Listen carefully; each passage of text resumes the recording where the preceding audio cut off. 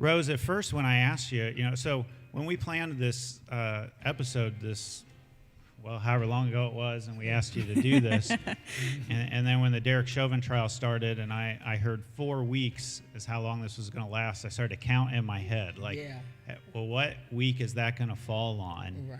And I also was not very optimistic that there would be a guilty verdict. I was anticipating basically what, the best predictor of the future is what's happened in the past. Right, and I was right. Anticipating a not guilty verdict and thinking, well, how are we going to engage that verdict, that not guilty verdict? And do you still want to come on and do this poem about marriage? Or do you want to write something else? And if at the time you said, I don't, but you've written something right. Kind of in response this week. So why don't you grab the wireless microphone and come on up here to the steps, and you've put together an original poem from kind of in response to what's happened this week. So come on up here and share that poem with those who are watching.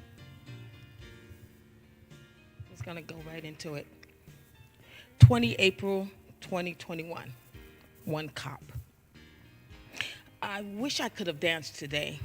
Wish I could have cheered, but I once heard McConnell say that having Obama being elected president was our reparations. Like, okay, Negroes, that's all you get. Don't ask for nothing else. Like, even if that could have been enough, the irony of the way that man spat venom at that president spoke volumes of the disdain the colonizers still hold toward us.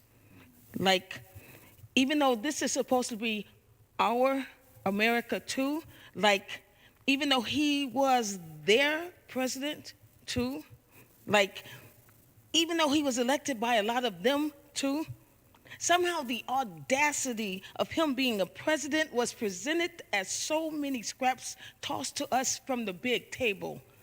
Unwanted garbage meant to fill our stomachs, to placate us so we would get back to the fields and just be quiet. Dang. So instead of a thrill over the verdict, I felt a chill down my spine at the thought of the empowered sitting on their thrones at the top of the hill, anxious to create legislation to make today a one-and-done deal.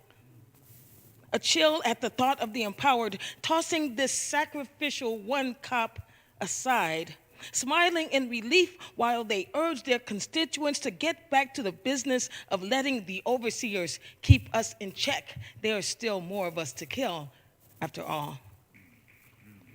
And I mean, even people who I know better are saying, finally, happy now? While I'm sitting here, tired of being tossed scraps and told to pretend that it's steak. Wow.